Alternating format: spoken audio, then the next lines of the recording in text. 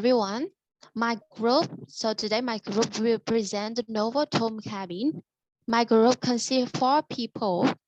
Lanvi, so I am a storyteller, and Ophelia, Sang is Eva father, Lai is Eva, and Su play Eva mother, and Tom. So we starting. 2 days after this, Anne felt Claire and Augustine parted, and Eva, who had been simulated by the society of her young cousin to exertion beyond her strength, began to fail rapidly, since Claire was less willing to call in medical advice, a thing from which we had always shrunk, because it was admission of unwelcome truth. But for a day or two, Eva so unwell to be confined to the house, and the daughter were cold. Miss Ophelia has several times tried to awaken her maternal fears about Eva, but no avail. I don't see at anything at the time.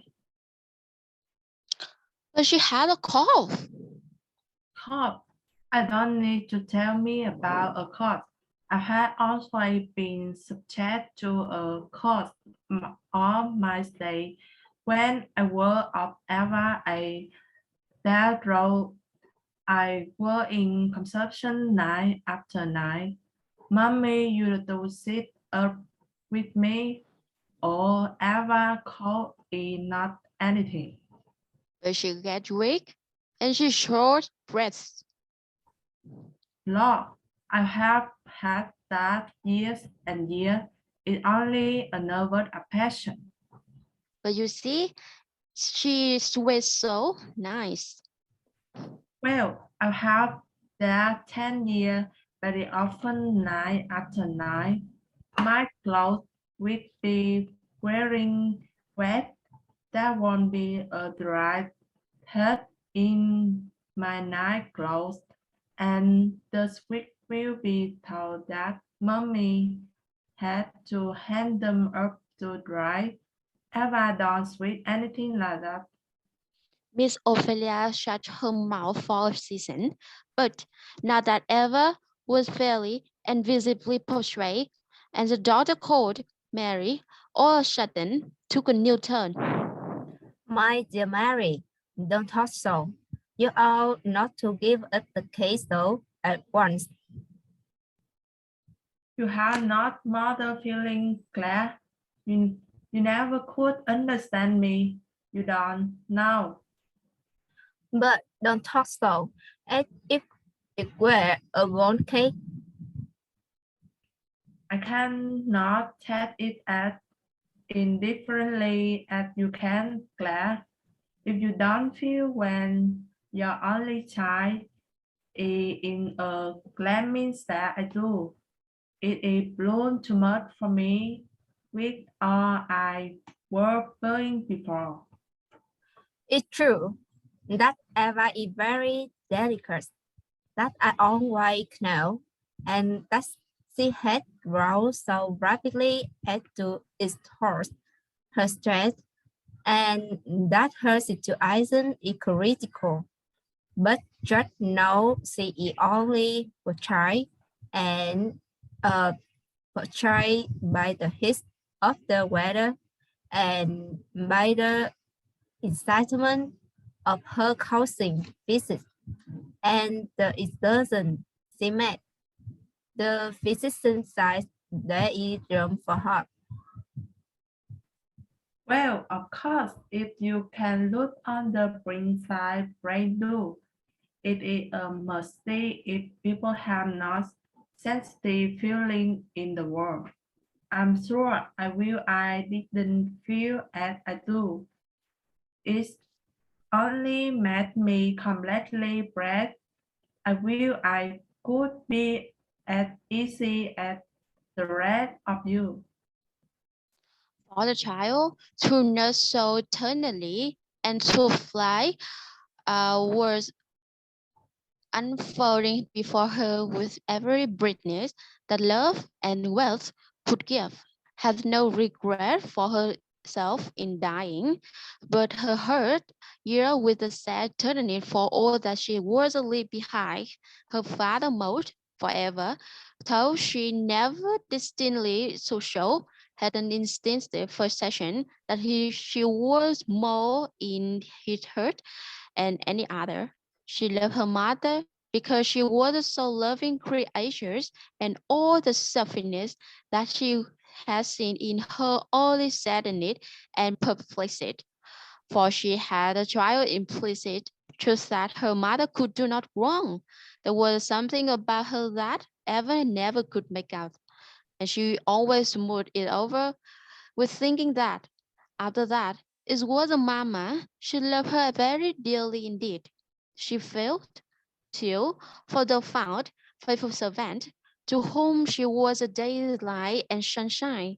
Children do not usually generalize, but Eva was an uncommonly mature child, and the thing that she had created of the child of the evil of the system under which they were living had fallen, one by one, into depth of her thoughtful, pondering heart. She had well longing to do something for them, to bless and save not only them, but all in the condition, longing that contrasts sadly with the blessing of her little fame.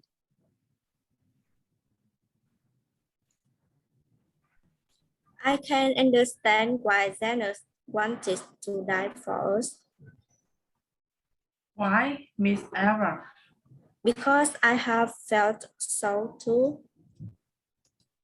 What is it, Miss Eva? I don't understand. I can't tell you, but when I saw those poor creatures on the board, you know, when you came up and I could die for them if I could, said the child, honestly laying her little thin hand on his. Since Claire has called her to show a statuette that he had been buying for her, but her appearance, and she came on, impressed him subtly and painfully. There is a kind of beauty so intense, that is so fragile, that we cannot bear to look at it. Her father found her suddenly in his arms and almost forgot what he was going to tell her. Eva, dear, you are better nowadays. Are not you? Are you not? Uh, I have had things I wanted to say to you a great while. I want to say them now before I get weaker. It's all no use, Papa, to keep it to myself any longer. The time is coming that I'm going to leave you. I'm going and never to come back. Oh, no, my dear little Eva. You've got nervous and low spirited. You must indulge such gloomy thoughts. See here, I've bought a statuette for you. No, Papa, put in it gently away. Don't deceive yourself. I'm not any better. I know it perfectly well, and I'm going before long. And I'm not nervous. I'm not loud spirited. If it were not for you, Papa, and my friends, I should be perfectly happy. I want to go. I long to go. Why, dear child, what had made your poor little heart so sad? You have had everything to make you happy that could be given you. I had rather be in heaven, though only my friends sick. I would be willing to live. There are a great many things here that make me sad. That seemed dreadful to me. I had rather be there, but I don't want to live there. It's a more breast my heart. What makes you sad and seems dreadful ever? All things that are done and done all the time. I feel sad for our poor people. They love me deeply. and they are all good and kind to me. I wish, Papa, they were all free. Why ever try? Don't you think they are well enough up now? Oh, but Papa, if anything should happen to you, what would become of them?